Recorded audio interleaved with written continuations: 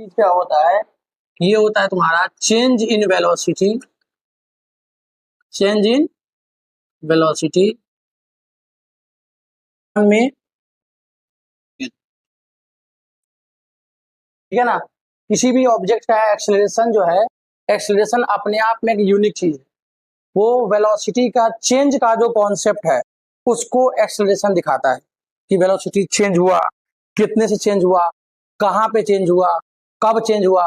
तो अलग अलग ऑब्जेक्ट है, उसकी वेलोसिटी अलग अलग टाइम पीरियड पे अलग अलग हो सकती है। सिंपल सा कॉन्सेप्ट है, वो हर समय एक ही तरह का कोई भी चीज नहीं होगा, तो टाइम के अकॉर्डिंग वो चेंज होता रहेगा। ये वेलोसिटी के साथ सिंपल कॉन्सेप्ट लगता है, ठीक है ना। अब आप देखोगे कि मैंने क्या किया, कोई ऑब्जेक्ट है जो जीरो पोजीशन से स्टार्ट हो रहा है और वो एक्स एक्सिस पे यहां तक उसको पहुंचना है, ठीक है ना। क्या कह सकते हैं कि जीरो से स्टार्ट हुआ, बी पे पहुंचना, एक्सिस उसका एक्स है।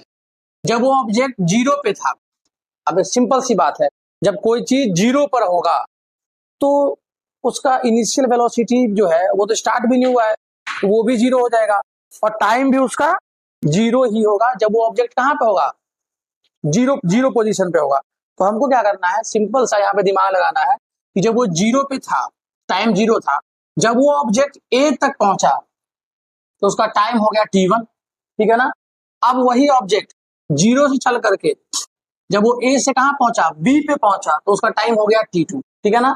जब अब यहाँ पे देखो, तो ये तो होगा तुम्हारा केस किसके लिए, टाइम के लिए। जब केस आएगा डिस्प्लेसमेंट के लिए, तो वो ऑब्जेक्ट जब जीरो से ए पे पहुंचा तो उसका डिस्प्लेसमेंट था x1, एंड जब वो जीरो से बी पे पहुंचा तो उसका डिस्प्लेसमेंट था x2। यहां तक क्लियर हो गया। दो डिस्प्लेसमेंट है, x1 एंड x2, और दो टाइम यहाँ पे हम देख रहे हैं, एक हमारे t1 के लिए, एक t2 के लिए, क्योंकि जीरो पे तो t तो जीरो ही हो जाएगा ऑलमोस्ट, ठीक है ना। ये समझ में आ गया आपको। अब आगे आप देखोगे कि एक्सेलरेशन का फॉर्मूला होता है आपका चेंज इन वेलोसिटी अपॉन में टाइम टेकन। तो एक्सेलरेशन को हम डिनोट करते हैं, नहीं वो तो बात की बात देखेंगे। एक्सेलरेशन को हम डिनोट करते हैं ए से। आपको पता है एक्सेलरेशन पे हमने वेक्टर इसलिए लगाया है क्योंकि हम सब जानते हैं कि एक्सेलरेशन एक वेक्टर क्वांटिटी है। इसमें किसी को डाउट नहीं होना चाहिए, क्योंकि आपको मैंने पहले कॉन्सेप्ट समझा दिया था कि एक्सेलरेशन का मतलब ही होता है चेंज इन वेलोसिटी, और वेलोसिटी निकलता है किससे, डिस्प्लेसमेंट से। तो याद रखना, स्पीड जो आपका होता है वो डिस्टेंस से बनता है ना। तो डिस्टेंस अपॉन में टाइम आपका स्पीड हो जाएगा, एंड डिस्प्लेसमेंट अपॉन में टाइम अगर आप निकालोगे, डिस्प्लेसमेंट अपॉन में टाइम, तो वो आपका वेलोसिटी हो जाएगा। डिस्प्लेसमेंट अपॉन में टाइम आपका वेलोसिटी हो जाएगा। तो जब डिस्प्लेसमेंट हमारा वेक्टर है तो आप सब जानते हो कि वेलोसिटी भी हमारा वेक्टर ही होगा, ठीक है ना। और अगर हमारा ये वेलोसिटी वेक्टर है तो आप वेलोसिटी में चेंज कर रहे हो तो ये भी वेक्टर ही होगा। दैट्स व्हाई हमने ए के ऊपर में कैप लगाया है। अब आप देखोगे ये चेंज इन वेलोसिटी है, तो देखो चेंज कब होता है, जब पहले कुछ रहा हो और बाद में कुछ आया हो, तभी तो आप उसमें चेंज करोगे ना। तो आप यहाँ पे क्या कर सकते हैं कि चेंज के लिए हम मान लेते हैं कि v2 माइनस v1, v1 हमारा इनिशियल का था और v2 हमारा फाइनल का। अब तुम बोलोगे कि आप हमेशा देखते हो बुक्स में कि v2 माइनस v1 दिया हुआ है, तो ये कॉन्सेप्ट, ये एक बात, तो एक सवाल ये भी हो सकता है कि v1 माइनस v2 क्यों नहीं दिया, v2 माइनस v1 ही क्यों दिया। तो आपको मैं एग्जांपल देता हूँ। आप किसी दोस्त से मिलते हो, अपने फ्रेंड से मिलते हो 6 महीना, 8 महीना, 10 महीना के बाद, तो जब आप उससे मिलते हो सकता है आपने अपना हेयर स्टाइल चेंज किया हो, आपने हो सकता है आपने सोने के दांत लगवा लिए हो, या हो सकता है आपने वो बाल को तोतिया कलर का रंगवा लिया हो। बहुत सारे एक्टिविटी बच्चे करते हैं आजकल। तो आपका दोस्त आपको कंपेयर किस चीज से करता है, बैक से करता है ना, फ्रंट से तो कंपेयर करता नहीं है। तो आपको क्या बोलता है कि अभी आप जैसे हो वैसे पहले नहीं थे, तो अभी से ही पहले कंपेयर करते हैं ना। दैट्स वाई हम अभी वाले में से v2 जो हमारा फाइनल है उसमें से हम v1 को माइनस करते हैं।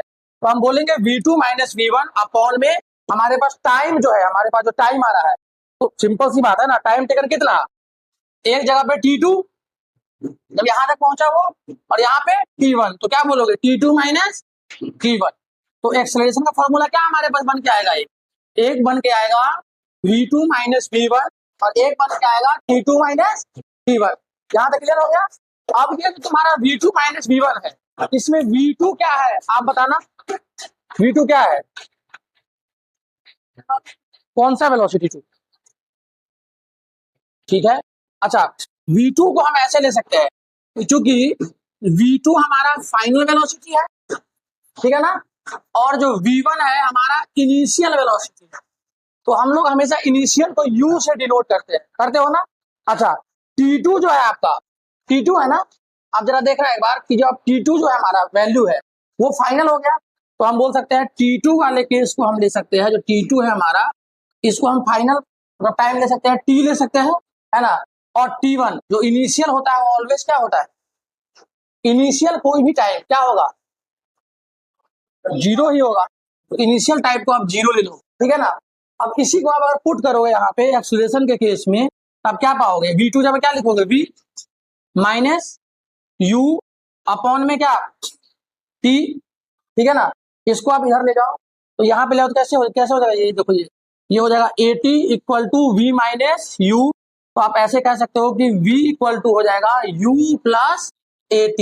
जो ये पहला आइडेंटिटी प्रूफ होता है जब आप एक्सेलरेशन निकालते हो किसी भी बॉडी का, है ना। तो आपको अब देखो, किसी आइडेंटिटी को अलग अलग टाइम पे, कभी ग्राफिकल, कभी आपका कैलकुलस मेथड से, तो अलग अलग टाइप से पूछते हैं। लेकिन ये कॉन्सेप्ट जिसको याद होगा, जो मेरे से 9th में भी पढ़ चुका है, मैंने ये कॉन्सेप्ट की बातें आपसे 9th में ही किया था, याद होगा आप लोगों को, तो कि हम, और मैंने उस टाइम पे बोला भी था आपसे कि आप इसको 9th में ही पढ़ लो, ताकि 11th क्लास में जब आप आओ तो आपको और बच्चों की तरह फिजिक्स भारी ना लगे। फिजिक्स थोड़ी 50 किलो का है या 100 किलो का, तो उसको उठाकर सर पे घूमे जा रहे हो, ऐसा तो है नहीं।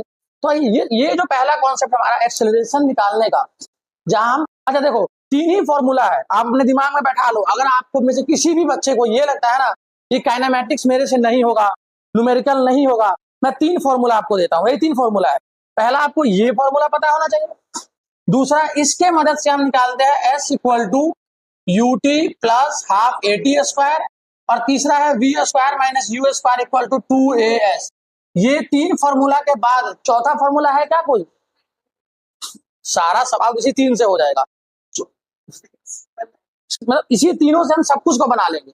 ऑलमोस्ट क्वेश्चन हमारा इसी तीनों से बनेगा। पहला हमने बना लिया है, पहले को अभी आप नोट कर लीजिए, है ना, फिर हम दूसरे को बनाएंगे, फिर तीसरे को बनाएंगे, हो गया।